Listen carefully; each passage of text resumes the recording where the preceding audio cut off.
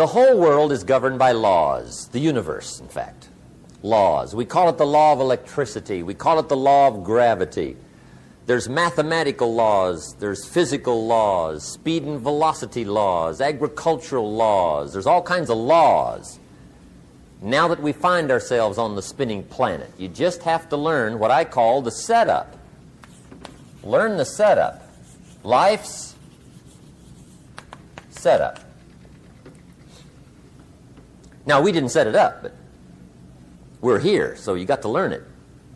And we should learn the setup for two basic reasons. Number one, to keep from getting hurt. It's one of the major reasons for learning, so you won't get hurt. See, economically, socially, personally, you can get hurt just not knowing. Ignorance is not bliss. Ignorance is poverty. Ignorance is tragedy. You got to know, or you're going to get hurt. It's good to know not to walk out the 10-story window. That's excellent information. Now, what if a guy didn't know and he walks out? Now he's dead at the bottom. Somebody says, well, the poor guy didn't know. You got to know, or you're going to get hurt. Okay. Now, here's a parenthesis. You don't have to like the setup.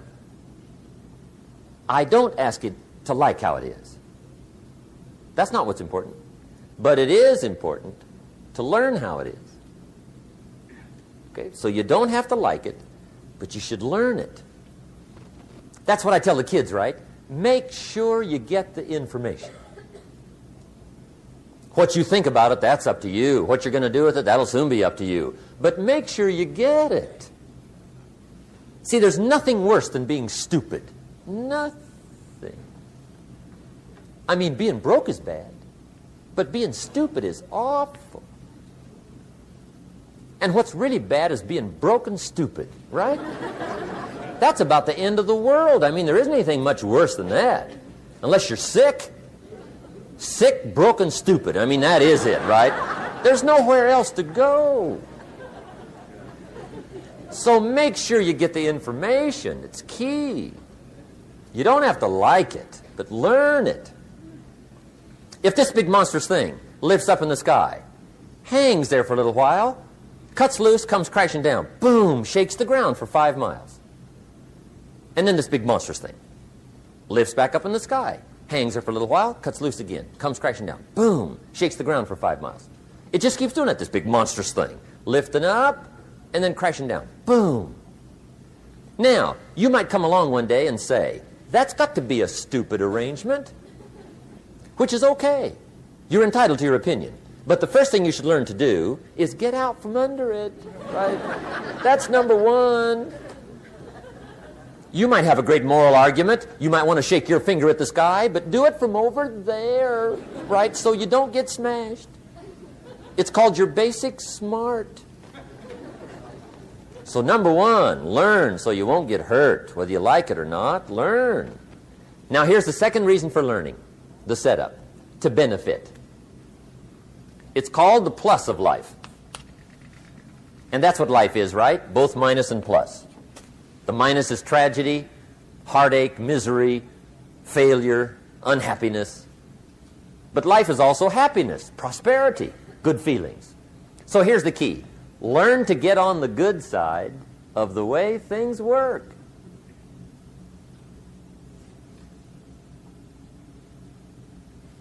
Now, here's two of the basic laws, and we'll take our break. Shoaff taught me these. They come from the Bible. Now, again, I'm an amateur, okay? When it comes to the Bible, I'm not a pro. So you'll sort of have to take my way of putting it. But here they are. The first one is the law of use. The law of use. And it goes something like this. Whatever you don't use, you lose. Lack of use causes loss.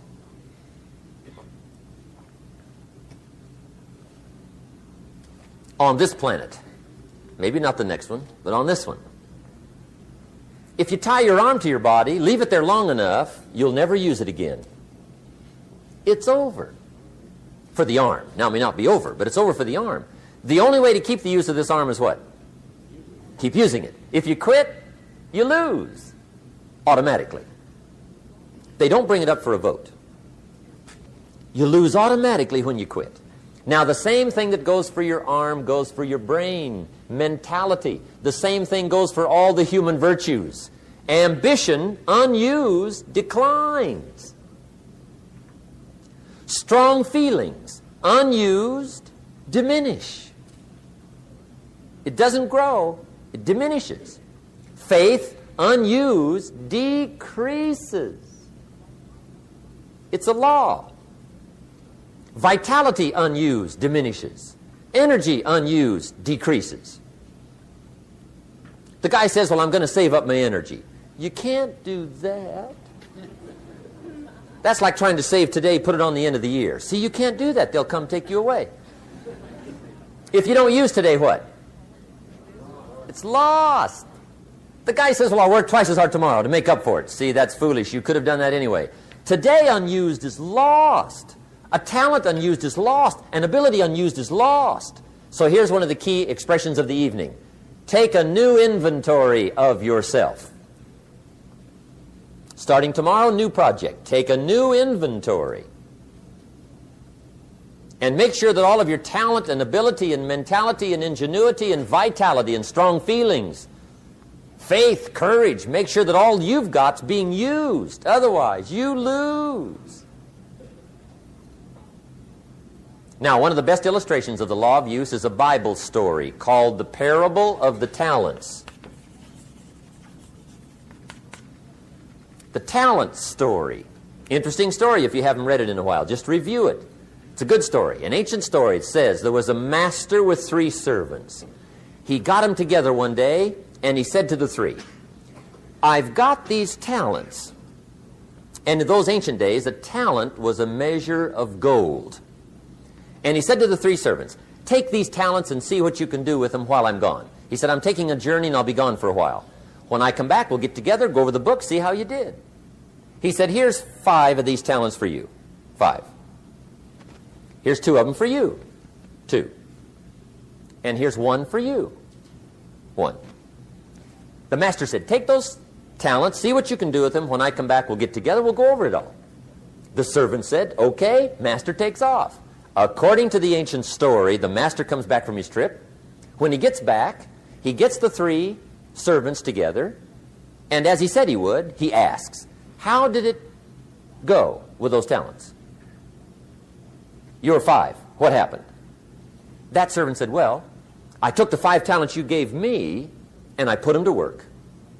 A little shaky at first, but he said things finally got rolling. And he said, I poured it on. And he said, my talents grew to 7, 8, 9, 10. He said, I doubled my talents from 5 to 10. Books will show. Master said, one heck of a job. Or something like that. He said, I gave you 2 talents. What happened? That servant said about the same thing happened to me.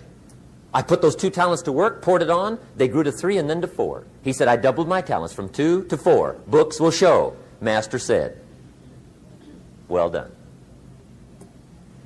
He said, I gave you 1 talent. What happened? That servant said, well, I took the talent you gave me and I carefully wrapped it and I dug a hole and buried it. And camouflaged it, I suppose, right? So nobody would steal it. And he said, fortunately, nobody got it. And he said, I knew you were going to be here today, so I dug it up. Here it is, safely wrapped. I did not lose it while you were gone. According to the ancient story, the master said, take that talent away from him and give it to the man that's got 10. Now you might say, well, I don't like that arrangement. The poor guy's only got 1 talent. He's already got 10. It ought to be more even. Remember, I didn't ask you to like it. But this one I would ask you to learn, because it simply means whatever you do not employ, you forfeit. It's a law. So learn well the law of use. Now here's the second one, and we're going to take our break. Second law. from the Bible. This one we've heard since we were small, I'm sure. It's called the law of sowing and reaping. In fact, we've probably heard it so often we could quote it. It says, whatever you sow, what? You shall reap. Fairly blunt, hopefully clear.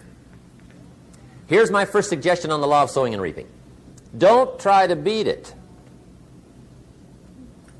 You might as well try sitting on the sun in the morning. Keep it from coming up. You'll have better luck. Whatever you sow, you reap. Now, for a fair share of my life, I'm a bit mixed up on how all this applies. Among a lot of things I was mixed up on. I knew I wasn't reaping too good. That I understood. My problem was I was confused about what was causing it. Remember me with the funny list? I thought those are the reasons why it isn't working out well. And then Mr. Shoaff gave me the clue that helped me figure it all out. He said, Mr. Rohn, I have another answer for you. There's another way to quote this law that'll show you where the problem is so you can go to work on it right away. All you need to know is where the problem is. Then you can go to work on it. So he quoted me the law another way, and I found out what my problem was. Here's the way you quote the law. Whatever you reap is what you've sown. Now I knew what my problem was. Whatever you reap is what you've sown. If you don't like the crop, who do you look up? Answer, whoever planted it. And where do you find who planted your crop? Answer, in the mirror. What I finally learned to do come fall was to go to the mirror. That's where you go. And if necessary, you say, a few skinny carrots? I got to be unimpressed. Where were you last spring? Asleep? Didn't you read the books? Did you break your hoe? Let me give you 7 key points to the law of sowing and reaping. Let's tick right down through the list of 7, and it'll be break time. 7 points to sowing and reaping. Here's part of the philosophy that really helped me to make some changes in life direction. Number 1, the law of sowing and reaping is negative. That's number 1, which simply means if you sow bad, you reap bad. Now, this is kind of 3rd grade, but it doesn't hurt to go over the basics. If you plant thistle seeds, you don't get pumpkins. Honest, no use looking for pumpkins. John says, how come no pumpkins? Come on, John. The law's negative. That's how come. Now, here's number 2. The law's positive. Which simply means if you sow good, you reap good. If you plant pumpkin seeds, you don't get thistles. Not from pumpkin seeds. Mother Nature won't pull tricks on you over in the corner snickering, pushing you thistles, and you planting pumpkin seeds. She won't do that. You will get pumpkins from pumpkin seeds, and the reason is because the law is positive. Now, here's number 3.